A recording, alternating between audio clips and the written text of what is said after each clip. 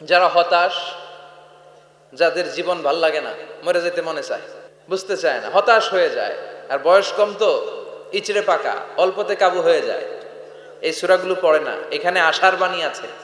আজকে আমি জানি কথা শোনাবো আপনাদেরকে, শুরুতে আগে সংক্ষেপে বলে দিই। এই সূরার মূল কথা হচ্ছে, মানে সেন্ট্রাল থিম বা সাবজেক্ট ম্যাটার সূরাতুদ দোহার কেন্দ্রীয় আলোচ্য বিষয় হচ্ছে নিরাশ হবেন না, হতাশ হবেন না, হাল ছাড়বেন না, ভরসা রাখবেন কার উপর? অনুপ্রেরণাদায়ক এই দুইটা সূরা অনুপ্রেরণাদায়ক। ফাইন্নামা আল উসরি ইউসরা, আল্লাহ বলেছেন ফাইন্নামা আল উসরি ইউসরা, কষ্টের পরেই আছে সুখ, কষ্টের পরেই আছে সুখ। আমাদের জীবনে সুখ বেশি, কষ্ট কম। কয়দিন না খেয়েছিলাম, কয়দিন বিপদে পড়ছি, কয়দিন ডাকাইতে ধরছে, এক মাসের মধ্যে অসুস্থ থাকি কয়দিন আর সুস্থ থাকি কয়দিন, এটা হিসাব করে না। অসুস্থ যে ছিল খালি এটা খেয়াল রাখে, আছে না নাই? তার মানে ইন্নামা আল উসরি ইউসরা, দুঃখের পরে আছে সুখ, মোটিভেশন, প্রাণটা আবার উদ্বেলিত হয়ে ওঠে। তাই তো আসলে তো দুঃখের পরে সুখ। এজন্য কষ্ট যখন পাবেন, অসুস্থ যখন হবেন, ওইখানেও আনন্দ করবেন, কারণ সামনে আরাম আসতেছে। সুবহানাল্লাহ পড়েন। মুমিনের হারাবার কিছু নাই, দুঃখ পাওয়ার কিছু নাই। মুমিন অসুস্থ হলে অসুস্থতার মাধ্যমে তার রোগের মাধ্যমে তার গুনাহ ঝরে যায়, সে আল্লাহর কাছে প্রিয় হয়ে ওঠে। তা আমাদেরকে কেউ হারাইতে পারে? কথা বলেন, আমাদের কেউ ভয় দেখাইতে পারে? মোটিভেশনাল সূরা সূরাতুল ইনশিরাহ আর সূরাতুদ দোহা, এখানে অনেক হিউজ মোটিভেশন আছে। যারা হতাশ, যাদের জীবন ভাল লাগে না, মরে যেতে মনে চায়, বুঝতে চায় না, হতাশ হয়ে যায়, আর বয়স কম তো ইচড়ে পাকা, অল্পতে কাবু হয়ে যায়, এই সূরাগুলো পড়ে না। এখানে আশার বাণী আছে। আজকে আমি জানি কথা শোনাবো আপনাদেরকে, শুরুতে আগে সংক্ষেপে বলে দিই। এই সূরার মূল কথা হচ্ছে, মানে সেন্ট্রাল থিম বা সাবজেক্ট ম্যাটার সূরাতুদ দোহার কেন্দ্রীয় আলোচ্য বিষয় হচ্ছে নিরাশ হবেন না, হতাশ হবেন না, হাল ছাড়বেন না, ভরসা রাখবেন কার উপর? মুমিনরা নিরাশ হয়, হতাশ হয়, হাল ছাড়ে নাকি ভরসা রাখে? কার উপর ভরসা? কার উপর? না নৌকার উপর, ধানের শীষ, নাঙ্গল, হাত পাখা, দাড়িপাল্লা? ভরসা থাকবে একজনের উপর। চিল্লায় বলেন, তিনি কে? Never be sad, never lose hope. Every time you feel like you cannot go on, you feel so lost that you are so alone. Don't despair and never lose hope, 'cause Allah is always by your side. Insha'Allah, Insha'Allah, Insha'Allah, you'll find your way. Insha'Allah, কি সুন্দর nasheed. Never lose hope, you will find your way. তুমি তোমার পথ খুঁজে পাবে। আমাদেরকে পথ দেখায় কে? আল্লাহ। এজন্য সূরাতুদ দোহার কেন্দ্রীয় আলোচ্য বিষয় হচ্ছে হতাশ হওয়া যাবে না, নিরাশ হওয়া যাবে না, হাল ছাড়া যাবে না, ভরসা রাখতে হবে একজনের উপরে। চিৎকার করে বলেন, তিনি কে? আল্লাহ। হতাশ যারা, ফ্রাস্ট্রেটেড, আপসেট পিপল, তাদের জন্য, হতাশ ব্যক্তিদের জন্য এই সূরাটা একটা আলোকবর্তিকা, একটা আলোর মশাল। এই সূরাটা পড়লেই হতাশ ব্যক্তিরা মনে শান্তি পায়, আশা ফিরে পায়, দিক ফিরে পায়। ঠিক কিনা? বিষ্ণু ঈসা ইসলাম নিজেও হতাশ হয়ে গেলেন। কি রে, ওহি আসে না কেন? আমার কোনো ভুল হচ্ছে না তো? আমার কোনো অপরাধ হয়ে গেল না তো? আল্লাহ কি আমার উপর অসন্তুষ্ট হয়েছেন? আল্লাহ কি আসলেই আমারে ভুলে গেছেন? আল্লাহ কি আমাকে ত্যাগ করেছেন? তিনি কি আমার উপর রেগে আছেন? আমরাও মাঝে মাঝে এরকম হতাশ হয়ে পড়ি। এরকম হতাশ লোক আছে না নাই? কিরে, আমার দোয়া কবুল হয় না কেন? আল্লাহ আমার ডাকে সাড়া দেয় না কেন? আমার জীবনে এত দুঃখ কেন? আমার জীবনে তো ভালো কিছু হয় না, খালি সব কষ্ট আমার কেন? এরকম আছে না নাই? এরকম হতাশদের জন্য এই সূরাটা একটা আলোকবর্তিকা, মোটিভেশনাল সূরা। আলহামদুলিল্লাহ পড়েন। তোমরা দুনিয়ার জীবন নিয়ে পাগল পাড়া হয়ে থাকো, আল্লাহ বললেন দুনিয়ার জীবনের চাইতে আখিরাতের জীবন শ্রেষ্ঠ এবং স্থায়ী। ঠিক কি না? কার কথা? দুনিয়া স্থায়ী না আখিরাত স্থায়ী? দুনিয়া শ্রেষ্ঠ না আখিরাত শ্রেষ্ঠ? কিন্তু আমরা কোনটার পিছনে দৌড়াই? খালি দুনিয়া দুনিয়া। দুনিয়া কে মজা লে লো, দুনিয়া তোমারি হ্যায়। কিন্তু জান্নাত কে মজা লে লো, জান্নাত তোমারি হ্যায়, ওইটা কয় না? আছে না নাই? দুনিয়ার পেছনে পাগল হয়ে আমরা পড়ে থাকি। এই দুনিয়ার জীবনটা একটা মায়াজাল, এটা একটা মরিচিকা। এই মরিচিকা, এই ধোঁকা, এই লালসা আর এই মায়াজালের পেছনে আমরা ছুটছি। ছুটতে ছুটতে হুট করে একবার কবরের ভিতরে ঢুকতে হবে। কথা বলেন, তখন আমাদের টনক নড়বে। এজন্য দুনিয়া মুমিনদের জন্য শ্রেষ্ঠ আর স্থায়ী জায়গা নয়। মুমিনের আসল জায়গা হচ্ছে আখিরাত। মুমিনের শান্তি আর কল্যাণের জায়গা হচ্ছে আখিরাত। জান্নাত হচ্ছে মুমিনের শেষ ঠিকানা। চিৎকার করে বলেন ঠিক কিনা? আমরা শুকরিয়া করতে চাই না, আমরা অভিযোগ করতে চাই। কি করি? অভিযোগ, কমপ্লেইন। আমার এটা নাই, ওইটা নাই, এই পাইলাম না, সেই পাইলাম না। এরকম আছে না নাই? আল্লাহর বিরুদ্ধে অভিযোগ। বিশ্বনবী বলেন, তোমার চেয়ে যে খারাপ অবস্থানে আছে তার দিকে তাকাও, অভিযোগ কমে যাবে। উনজুরু ইলা মান হুয়া আসফালা মিনকা, তোমার চেয়ে যে খারাপ অবস্থায় আছে একটু তাকাও না, একটু তাকাও, তোমার চারিপাশেই আছে। যে মুহূর্তে আমরা কথা শুনছি এই মুহূর্তে অনেকে হাসপাতালের বেডে শুয়ে শুয়ে চিৎকার করছে, মৃত্যুর প্রহর গুনছে। ক্যান্সার, দুরারোগ্য ব্যাধি যার নাই কোনো অ্যান্সার। আমার বাড়ি নাই, আমি বাড়ি চাই, গাড়ি চাই, আরো টাকা চাই, আরো পয়সা চাই, আরো খ্যাতি চাই, আরো অনেক কিছু চাই। ক্যান্সারে আক্রান্ত রোগীটা কিচ্ছু চায় না, খালি বাঁচতে চায়। ওর বাঁচার বড় শখ। এই সুন্দর মায়ার পৃথিবী ছেড়ে ওর চলে যেতে মনে চায় না, ও শুধু বাঁচতে চায়। কিন্তু আমাদের এটা লাগবে, ওইটা লাগবে, ওইটা লাগবে। এজন্য ক্যান্সারে যারা আক্রান্ত একটু তাকান না, হাত নাই পা নাই, একটু তাকান কিভাবে তারা লাইফ লিড করে। শেখ সাদি বালাগাল উলা বিকামালিহি একটা কবিতা লিখে বিখ্যাত হয়েছেন। পার্সিয়ান পয়েট, ইরানি কবি। ওনার আর্থিক দৈন্যতা যাচ্ছিল, কিছুদিন ধরে ওনার আর্থিক কিছু সমস্যা, টাকা পয়সা নাই। ফলে ওনার জুতা ছিঁড়ে গিয়েছে, পায়ে জুতা নাই, খালি পায়ে হাঁটে। আর মনে বড় আফসোস, মনে বড় দুঃখ, আমি এত বড় কবি, আমার পায়ে জুতা নাই, আমার পায়ে কি নাই? তো একবার ঘর থেকে বের হয়ে দেখে একটা লোক ভিক্ষা করে খাচ্ছে, ওর দুইটা পাই নাই। শেখ সাদির কি নাই? ভিক্ষুকের কি নাই? ভিক্ষুকের দশা দেখে সেজদায় পড়ে গিয়েছে। সেজদায় লুটিয়ে পড়ে আল্লাহর বলে, আল্লাহ শুকুর, আলহামদুলিল্লাহ, বেশ ভালো আছি। এজন্য উনজুর ইলা মান হুয়া আসফালা মিনকা, তোমার চেয়ে যে খারাপ অবস্থানে আছে তার দিকে তাকাও। ঋণের বোঝা কাঁধে এত বেশি, প্রতিদিন বাড়িওয়ালা এসে তাড়া করে, ভাড়া দিতে পারে না। এরকম লোক আছে না নাই? গ্যাসের বিল দিতে পারে না, বিদ্যুতের বিল দিতে পারে না, স্ত্রীকে একটা শাড়ি কিনে দিতে পারে না, বাচ্চাদের 3 মাসের 4 মাসের বেতন ভাড়া জমা হয়ে আছে, দিতে পারে না। কত সুখে আছি আমরা, কত শান্তিতে আছি আমরা। শুকুর গুজার হতে চাই না, শুধু অভিযোগ আর অভিযোগ। আল্লাহ বলে অভিযোগ বাদ দিয়ে দাও। বিশ্বনবী বলেন, তোমার চেয়ে যে খারাপ অবস্থানে আছে একটু ওইদিকে তাকাও, তাহলে দেখবে তুমি অনেক ভালো আছো। এজন্য সব সময় সুখে দুঃখে সর্বাবস্থায় আমরা প্রশংসা করব একজনের, তিনি কে? আর প্রশংসা করলে নেয়ামত বাড়ায় দেয় কে? আর প্রশংসা না করলে শাস্তির জন্য অপেক্ষা করতে হবে।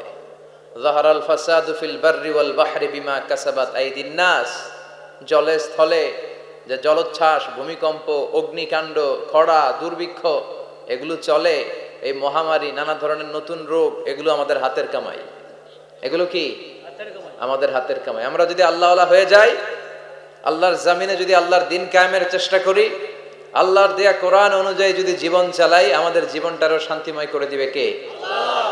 আমাদের ধর্মের নামই তো শান্তি। ধর্মের নাম কি? ইসলাম। ইসলাম মানে কি? বিশ্বনবী রাজা বাদশাদের কাছে যখন চিঠি লিখতেন, তিনি প্রথমে শান্তির কথা শোনাতেন। সুবহানাল্লাহ পড়েন। দেখেন কত সুন্দর ধর্ম। আর আমাদেরকে ওরা শান্তি শিখায়, আমাদেরকে মানবাধিকার শিখায়। মানবাধিকারের কথা, শান্তির কথা মানায় একজনের মুখে, তিনি হচ্ছেন মুহাম্মদ সাল্লাল্লাহু আলাইহি ওয়াসাল্লাম। গোটা বিশ্ব তার কাছে ঋণী, তার কাছে কৃতজ্ঞ। তিনি শুধু দিয়েছেন, নেন নাই। সুবহানাল্লাহ পড়েন। তিনি বলেছেন, সালামুন আলা মানিত্তাবা আল হুদা। যাদের কাছে বিশ্বনবী চিঠি পাঠাতেন তিনি লিখতেন সালাম, মানে শান্তি। শুরুতেই শান্তি কাদের প্রতি? আলা মানিত্তাবা আল হুদা, যারা হেদায়েতকে অনুসরণ করে। রাজা বাদশাদের কাছে বিশ্বনবী চিঠি পাঠাতেন, শান্তির বাণী পাঠাতেন, তারপর লিখতেন আসলিম তাসলাম, ইসলাম মানো শান্তিতে থাকবা। কিন্তু এই ইসলামের কথাকে, এই শান্তির বাণীকে অনেকে সহ্য হয় না। আছে না নাই? এদেশে এরকম উল্লুক্কা পাঠা আছে না নাই? এরা ইসলামের প্রচার আর প্রসারকে নাম দিয়েছে মোল্লাতন্ত্র। কি নাম দিছে?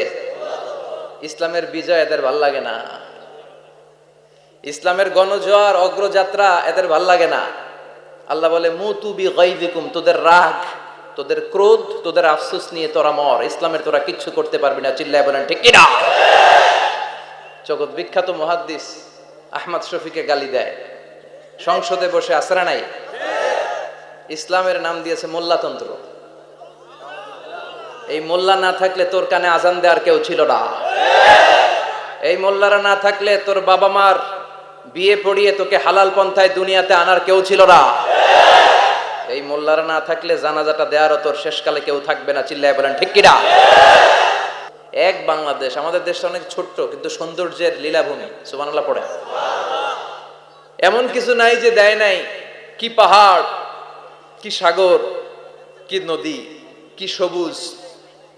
সমস্যা হয়েছে দুর্নীতি। সমস্যাটা কি? আমি 5.5 বছর ধরে মালয়েশিয়াতে থাকি। আল্লাহ মালয়েশিয়ার যা দিছে এর চেয়ে অনেক ঢের গুণ বেশি আমাদেরকে দিয়েছে। আমাদের দেশের পর্যটন মোটেল, পর্যটন কর্পোরেশন আর ট্যুরিজম যে মিনিস্ট্রি আছে, এটা যদি সুন্দর প্ল্যান করে এই দেশটার কাজে লাগাতে পারতো, আমরা ট্যুরিস্টদেরকে জায়গা দিয়ে কুলাতে পারতাম না। আমাদের দেশের ছেলেপেলেরা যেগুলো লেখাপড়া করে না, এগুলো কামলা দিতে যায় বিদেশ। এই দেশটারে সাজাইলে এখানে ট্যুরিজমকে দেখাশোনা করার জন্য আমাদের প্রত্যেকটা ছেলের কর্মসংস্থানের ব্যবস্থা হয়ে যেত। এগুলো নিয়ে চিন্তা নাই, এরা ঘুরতে যায় পৃথিবীর বিভিন্ন দেশে, দেশ নিয়ে চিন্তা নাই। আল্লাহ আমাদের নেতাদেরকে তুমি হেদায়েত দাও। এজন্য ঘুরবেন, দেশটাকে ঘুরবেন। আমি আমার ছোটবেলাতেই পুরো বাংলাদেশ ঘুরে ফেলছি।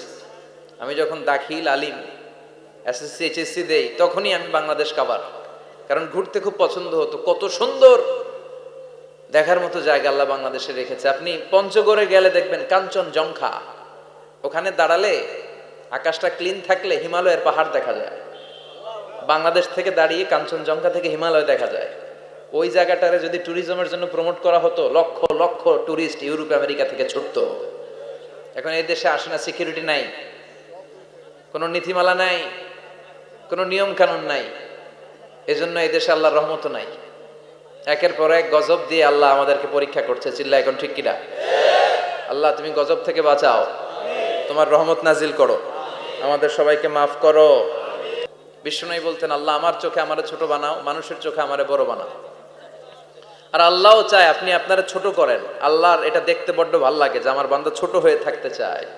মান তাওয়াদা তারাফা, যে নিচে নামতেছে আল্লাহ টাইনা উঠায়, আর যে উঠতেছে আল্লাহ থাপ্পড় মেরে নিচে নামায়। কথা কন? মুসা আলাইহিস সালাম, সহিহ বুখারীর বর্ণনা, বনি ইসরাইলের লোকদের মাঝে ওয়াজ করতেছিলেন, এরকম নসিহত করছিলেন।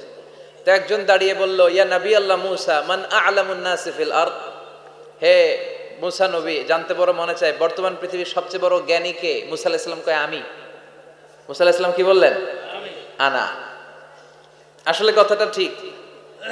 আল্লাহ যখন যে নবীকে পৃথিবীতে পাঠায়, তখন তাকে সবচাইতে বেশি জ্ঞান দিয়ে পাঠায়। সে হিসেবে ঠিকই উনি সবচেয়ে জ্ঞানী, কিন্তু উনি এইভাবে নিজেকে সবচেয়ে বড় জ্ঞানী বলে দিবে, এটা আল্লাহর পছন্দ হয় নাই। আল্লাহ চেয়েছিলেন মুসা আলাইহিস সালাম যেন বলে আল্লাহু আ'লাম, আল্লাহই জ্ঞানী। সুবহানাল্লাহ কইবেন না? কিন্তু তা না করে উনি কি করলেন? যখন বলল সবচেয়ে বড় জ্ঞানী কে, উনি হুট করে কি বলে ফেললেন? আনা, আমি। আল্লাহ এটা পছন্দ করেনি। আল্লাহ ডেকে বললেন, মুসা ইউ আর অ্যাবসলিউটলি রং, তুমি ভুল করেছো, তুমি সবচেয়ে জ্ঞানী নও, তোমার চেয়ে বড় জ্ঞানী আছে। সুবহানাল্লাহ পড়েন। তার মানে জানার কোনো শেষ নাই, জাননেওয়ালার উপর জাননেওয়ালা আছে। আর সবচেয়ে বড় জাননেওয়ালা কে? মুসা আলাইহিস সালাম রে আল্লাহ বললেন, মুসা তোমার চেয়ে বড় জ্ঞানী আছে, তার নাম হচ্ছে খাদির। কি নাম? আরো জোরে বলেন, কি নাম? খাদির। উনি কোন জায়গায় বসলে ওখানে ঘাস লতা পাতা যদি শুকনো থাকতো, ওনার বরকতে ওগুলো সবুজ হয়ে যেত। এজন্য ওনার নাম খাদির। কিন্তু আমরা বলি খিজির। আমরা কি বলি? খিজির। আল্লাহ বললেন, ইযহাব ইলা মাজমাইল বাহরাইন, দুই সাগরের মিলন কেন্দ্র, ওখানে যাও। ওখানে যে এমন এক বান্দার সন্ধান পাবা, সে তোমার চেয়েও জ্ঞানী। সুবহানাল্লাহ পড়ে। তাহলে আমি সবচেয়ে বড় জ্ঞানী, আমি আল্লামা, এটা বলতে পারে শয়তান। চিল্লা এখন ঠিক কিনা? এজন্য আমরা যেন নিজেকে নিজে সবসময় ছোট করে উপস্থাপন করি, তাহলে আল্লাহর দরবারে আপনি বড় হয়ে যাবেন। কথা বুঝতে পেরেছেন? আল্লাহ আমাদের সবাইকে কথাগুলো বুঝার ও আমল করার তৌফিক দান করুক। আমরা পড়ি আমিন। কি হয়েছে ওইখানে? মানুষ জায়গা হয় না। আচ্ছা জি, ভলান্টিয়ার্স যারা আছেন তারা ওই যে কাপড়গুলো খুলে দেন, খুলেই তো দিছে, তারপরেও জায়গা হচ্ছে না, কি আর করবেন? একটু কষ্ট করে শুনতে হবে। কষ্ট আছে যেখানে, সওয়াব আছে সেখানে। দাঁড়ায় শুনলে বেশি সওয়াব, তো ওনাদেরকে বেশি সওয়াব থেকে বঞ্চিত করবেন কেন? সওয়াব নেই ওনারা, আপনারা সওয়াব নেন, সওয়াব পাবেন ইনশাআল্লাহ। কষ্ট হচ্ছে না তো? এই মাহফিলে একবারে বসে যেতে হয়, টানা হিচড়া আমি করি না। টানা হিচড়া করলে ক্যামেরাওয়ালারা উল্টায় পড়বে, এই ক্যামেরাম্যানরা, তারপর একটা বিশৃঙ্খলা সৃষ্টি হবে।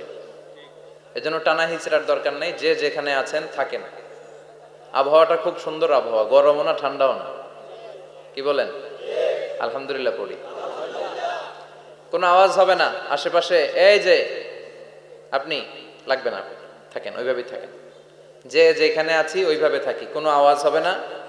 আমার সময় খুব কম, একটু পরেই আমাদের প্রধান মুফাসসির চলে আসবে। উনি আসার আগ পর্যন্ত কিছু কথা আমরা শোনার চেষ্টা করি, শিখার চেষ্টা করি। আমরা শিখতে এসেছি, শিখতেই হবে, আপনাকে পড়তেই হবে। কোরআনের প্রথম কথা হচ্ছে পড়ো আর নিজের জীবন গড়ো, ঠিক কি না? পড়তেই হবে আপনাকে, না পড়ে উপায় নাই। যখন যে অবস্থায় থাকবেন পড়বেন। জীবনে আমি জীবনে আমার একটা কিছু মটো আছে, লক্ষ্য, এটাকে খেয়াল করে আমি চলি। বিষয়টা হচ্ছে এরকম যে আমি কখনো হারি না, আমি হয় জিতি নয় শিখি, এরকম একটা অ্যাটিটিউড রাখবেন যে শিখতে আমাকে হবেই, কিন্তু হেরে যাব না আমরা, চিল্লায় বলেন ঠিক কিনা? এবং শিখাটাই আপনাকে মুক্তি দিতে পারে। এজন্যই কোরআনের প্রথম কথা আল্লাহ শিখার ব্যাপারে উদ্বুদ্ধ করেছেন। আল্লাহ বলেছেন, ইকরা বিসমি রাব্বিকাল্লাযী খালাক, read in the name of your lord who has created, পড়ো তোমার প্রভুর নামে যিনি তোমায় শিখিয়েছেন। এজন্য পড়তে হবে, জানতে হবে। আসেন আমরা সরাসরি মহাবিশ্বয় মহাগ্রন্থ আল কোরআন থেকে শুনি। উদ্দেশ্য হচ্ছে যে আমরা নিজেদেরকে আলোকিত করব, উই এনলাইটেন আওয়ারসেলফ, ভিতরটাকে আলোকিত করব, আলোকিত মানুষ হব, সাদা মনের মানুষ হব, আল্লাহওয়ালা হব ইনশাআল্লাহ। পড়েন। উদ্দেশ্য যদি ভালো হয়, সওয়াব কামিয়ে আপনি শেষ করতে পারবেন না। আর উদ্দেশ্যে যদি ভেজাল থাকে, কোনো লাভ নাই, হাবা মানসুরা, সব শেষ। এগুলারে উঠাইলে, মিজানের পাল্লায় উঠালে কোনো ধরনের ওজন হবে না। আজকের এই তাফসির মাহফিলে আমরা এসেছি শিখার জন্য আর একজনকে খুশি করার জন্য। তিনি কে? আল্লাহ তুমি কবুল করো। আমি আপনাদের খেদমতে সূরাতু আদ-দুহা তেলাওয়াত করেছি। এই সূরাটা মুখস্থ আছে না অনেকের? কমন একটা সূরা, প্রায় আমরা সালাতে পড়ি, মক্তবেই তো এগুলো শিখে ফেলছি, ঠিক কি না? তো এই যে সূরাটা খুব বেশি পড়া হয়, খুব বেশি শোনা হয়, আসলে এই সূরায় আল্লাহ কি শিক্ষা কর্মসূচি আমাদেরকে দিলেন জানার দরকার আছে না নাই? আসেন আজকের এই চমৎকার রজনীতে আমরা সূরাতুদ দুহার আলোকে কিছু কথা শুনি। এটা কোরআনের 30তম পারায় অবস্থিত একটা সূরা। কততম পারা? এটা মাক্কি সূরা। একটু আওয়াজ করে বলবেন, কি সূরা? মাক্কি সূরা। এই সূরার আয়াত সংখ্যা 11টি। কয়টি? 11টি। এটা কোরআনের একটা মোটিভেশনাল সূরা। কি সূরা?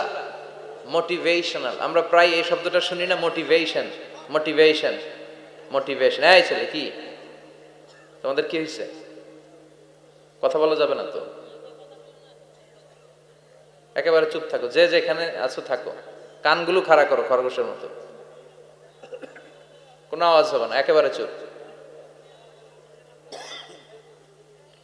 এটা কোরআনের মোটিভেশনাল সূরা, অনুপ্রেরণাদায়ক সূরা। আপনার মন যখন খারাপ তখন এই দুইটা সূরা পড়বেন, দোহাও পড়বেন, সূরাতুল ইনশিরাহও পড়বেন।